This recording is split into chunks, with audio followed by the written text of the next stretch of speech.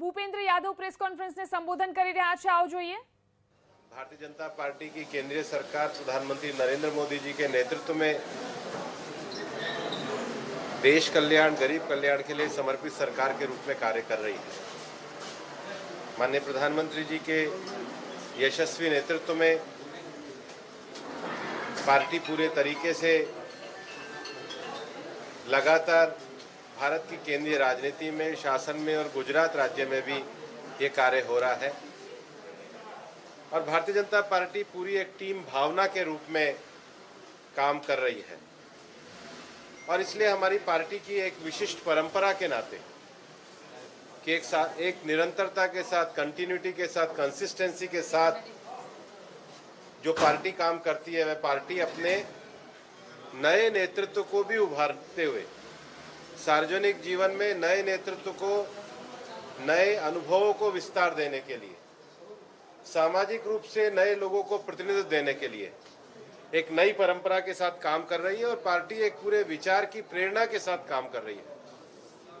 नए नेतृत्व को काम के साथ उभारना, नए नेतृत्व को कार्य के लिए बढ़ावा देना और उसके साथ संगठन और सरकार दोनों का समन्वय करते हुए एक सहज रूप से, साथ रूप से संगठन और साथ सरकार के साथ ये जो भारतीय जनता पार्टी ने भारत की राजनीति में एक सहज रूप से विकास और निरंतरता की जो स्थापना की है, उसको सातत्य को लगातार आगे बनाए रखने के लिए पार्टी काम कर रही है। और गुजरात में इस नवीन मंत्रिमंडल को बधाई और अब पार्टी के सभी हमारे पुराने और नए सब साथी मिलकर संगठन और सरकार को आगे बढ़ाने में लगे और आगामी समय में भी गुजरात के विकास की जो यात्रा पिछले 27 वर्षों से 2 दशकों से ज्यादा अधिक भारतीय जनता पार्टी ने गुजरात में करी है, उसके सातत्य भाव को लगातार आगे बनाए। सर, क्या ये नई भारतीय जनता पार्टी की शुरुआत है? क्योंकि भारतीय जनता पार्टी स्थायी रूप से देश में काम करने वाला संगठन है।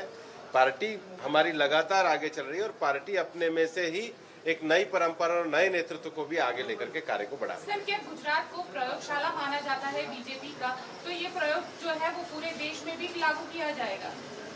इसको प्रेरणा मान सकते हैं। ये पार्टी का एक लगातार काम करने का स्वभाव है और ये स्वाभाविक है कि नया नेतृत्व भी आगे बढ़े। ये पार्टी की ही जिम्मेदारी है। पार्टी ने अपनी रचना में, अपनी विचारधर्मिता में, क्रियाशीलता में, सृजनात्मकता में, व्यक्तित्व विकास में, पार्टी विकास में, नेतृत्व विकास में लगातार इस प्रकार के विषयों को आगे बढ़ाया है और ये इस प्रकार का लोकतांत्रिक प्रयोग करते हुए भारतीय जनता पार्टी देश की राजनीति में भी नए नेतृत्व को आगे नया को बढ़ाते और उसका सातत्य रखते हुए, उसकी कंटिन्यूटी रखते हुए कार्य कर रहे हैं। सब लोग थे, साथ में थे, मंच पे थे, सबकी सहमति से थी, सर्वसम्मति से ये सारे कार्य, सब लोग साथ में थे। उनके अंदर एक बात ये भी आ रही है कि कुछ आपके जो मंत्री थे वो नॉन फ्रीक्वेंट थे, लेकिन कुछ मंत्री जो ऐसे थे कि जो काफी फ्रीक्वेंट थे, ना उनकी कोई कंप्लेन आ रही थी, ना कोई उनके पर अच्छा काम। सबने यहाँ पे लग रहा है कि सबको एक ही डंडे से हाँक दिया, सबने सर्वसम्मति से निर्णय किया है, सबने एक साथ मिलकर के किया है। ये पार्टी की सामूहिकता का जो प्रकटीकरण है, नए नेतृत्व को बढ़ाते हुए पुराने भी सब लोग जो हैं पार्टी के काम को आगे बढ़ा रहे हैं। नया नेतृत्व भी आगे आए, नए नेतृत्व का प्रयोग हो, पार्टी लगातार नए नेतृत्व को भी आगे बढ़े और सब लोग साथ मिलकर के काम करें। जो नाराज है उनको क्या मना लिया गया? सभी लोग साथ हैं आपके सामने, सबने साथ मिलकर के कार्यक्रम में भाग लिया है। साथ मिलकर कार्यक्रम में भाग लिया है, लेकिन सबके जोर में से कहीं ना कहीं जो कह सकते हैं आंदोलन की शुरुआत हो गई, कहीं ना कहीं उनके लोग नाराज है। तो हमने सातत्य के भाव से लिया है। सर्वसमावेशी, सर्वसामाजिक, सर्वस्पर्शी पार्टी नए नेतृत्व के साथ राजनीतिक रूप से आगे बढ़ने के लिए कृत संकल्प है। पार्टी लगातार अपने जो निरंतरता का, कंटिन्यूटी का प्रवाह है और नए नेतृत्व का विकास है, दोनों का समन्वय करते हुए लोकतंत्र को मजबूत करने के लिए कार्य कर रहे हैं। नया नेतृत्व भी आगे आए, नई ऊर्जा के साथ, और सब लोग हमारे वरिष्ठ लोग हैं, उनका भी अनुभव संगठन में आए, सब मिलकर के सामने नहीं, ऐसा नहीं है। नया नेतृत्व भी आ गया है, परिवार में भी नए व्यक्ति को आगे बढ़ाया जाता है और उसके साथ साथ वो जो सातत्य है उसको बनाए रखते हुए इस काम को कर रहे हैं। नहीं, हमने जो लगातार गुजरात की सेवा करी है, पिछले अगर आप देखेंगे तो 3 दशकों से भारतीय जनता पार्टी के शासन ने गुजरात को हर स्तर पे पूरे देश में जो अव्वल नंबर का बनाया है, जो कल्याणकारी योजनाएं हैं। और विजय रूपाणी जी के नेतृत्व में, उससे पहले माननीय प्रधानमंत्री जी, माननीय आनंदीबेन, माननीय विजय रूपाणी जी, सतत प्रवाह से जो योजनाएं हैं उनको और अधिक तीव्र गति से आगे बढ़ाने के लिए जो लक्ष्य विकास के मानक गुजरात के उन्होंने तय किए और प्राप्त किए हैं, उसको और आगे बढ़ाने का संगठन और सरकार के बीच में, रूपाणी सरकार जब थी और संगठन के बीच में जो खाई पैदा हो गई थी, उस खाई को, उस दूरी को दूर करने के लिए किया। ये आपका प्रश्न तथ्य ठीक नहीं है। हम सब मिलकर के साथ ही काम कर रहे हैं और साथ ही आगे बढ़ रहे हैं। नहीं, हम उसी को निरंतरता के साथ आगे बढ़ा रहे हैं। ये जो है उन्हीं लक्ष्यों को लेकर के हम आगे बढ़ रहे हैं। बदलने की जरूरत क्यों लगी? सब मिलकर के निर्णय ले रहे हैं नए नेतृत्व को अच्छा आगे बढ़ाने के लिए। तब होता है जब कहीं न कहीं कुछ चल रहा होता है, एंटी इनकम्बेंसी होती है, कोई चूक होती है, लोगों से नाराजगी होती है। राष्ट्रीय स्तर से भी सर्वे हो रहे थे, वहाँ पे भी कहीं न कहीं चुनाव की बात आप इसको नकारात्मक की दृष्टि से, आपका प्रश्न है सृजनात्मकता की दृष्टि से, कंटिन्यूटी की दृष्टि से, कंसिस्टेंसी की दृष्टि से और नए नेतृत्व को आगे बढ़ाने का जो भारतीय जनता पार्टी का ये जो राजनीतिक रूप से संकल्प का प्रयोग है, ये मेरा मानना है कि भारत की राजनीति का अभिनव प्रयोग है और सब मिलकर 2022 में प्रचंड बहुमत के साथ आएंगे। भारतीय जनता पार्टी 3/4 से भी ज्यादा सीटें, किसी को नहीं है, सब लोग साथ मिलकर के इस काम को आगे बढ़ाएंगे। ये पार्टी के वृद्धि के लिए, पार्टी के नए नेतृत्व के साथ निरंतरता और प्रवाह के लिए। कल शपथ ग्रहण क्यों कैंसिल करना पड़ा सर?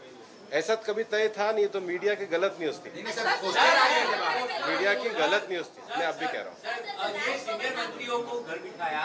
हमारे अधिकृत रूप से कल ही मुख्यमंत्री जी ने ट्वीट करके आज की तारीख बताई थी। सर, तो राजभवन के बाहर जो पोस्टर लगे थे, 15 तारीख के जो पोस्टर लगे थे, वो भी मीडिया की तैयारियां थी। मुख्यमंत्री जी ने अधिकृत ट्वीट कर दिया था 1:30 बजे का। ट्वीट का टाइम भी आप देख लीजिए। सर कहते हैं कि विनिंग टीम को चेंज नहीं करते, यहाँ अपने कैप्टन भी चेंज कर दिया, टीम भी चेंज कर दी, क्या बोले?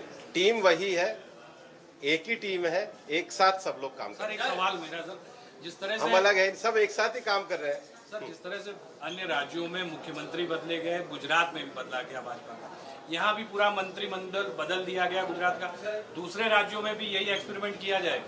भाजपा भी वही है, भाजपा के सब लोग वही है। भाजपा एक साथ एक टीम के रूप में काम कर रही है, नेतृत्व की नई ऊर्जा देने के लिए। और ये पार्टी में लगातार, लोकतांत्रिक पार्टी में भारतीय जनता पार्टी का ऐसा एक विशिष्ट स्वरूप है कि हम सब लोगों को सभी प्रशासनिक, सामाजिक, पार्टी, संगठनात्मक सभी कार्य करने का अवसर प्रदान करते हैं। થોડી વારમાં મળશે ટીમ ભૂપેન્દ્ર પટેલની પ્રથમ કેબિનેટ બેઠક. કેબિનેટ બેઠકમાં તમામ મંત્રીઓને થશે ખાતાની ફાળવણી. કયા મંત્રીને કયા ખાતાની ફાળવણી થશે તેના પર છે સૌની નજર. રાજેન્દ્ર ત્રિવેદીને કાયદો અને ન્યાયતંત્ર વૈધાનિક ખાતું સોંપવામાં આવી શકે છે. વધુ જાણકારી મેળવીએ અમારા સંવાદદાતા નિકુંજ જાની આપણી સાથે ફોન લાઈનથી જોડાયા છે. જી નિકુંજ, થોડી વારમાં પ્રથમ કેબિનેટ બેઠક ટીમ ભૂપેન્દ્ર પટેલની જે થવા જઈ રહી છે, કેવી તૈયારીઓ તેના માટે કરવામાં આવી છે? ખાતાની ફાળવણી પણ તેમાં કરવામાં આવશે?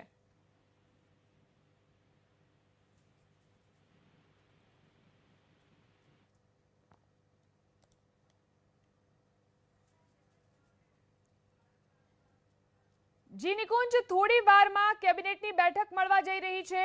ટીમ ભૂપેન્દ્ર પટેલની કેબિનેટ બેઠક મળશે અને તેમાં જ ખાતાની ફાળવણી કરવામાં આવશે.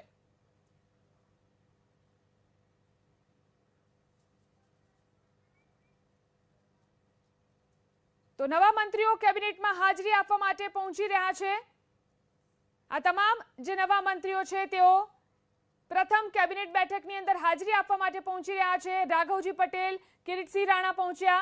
નવા મંત્રીઓ કેબિનેટમાં હાજરી આપવા માટે પહોંચી રહ્યા છે.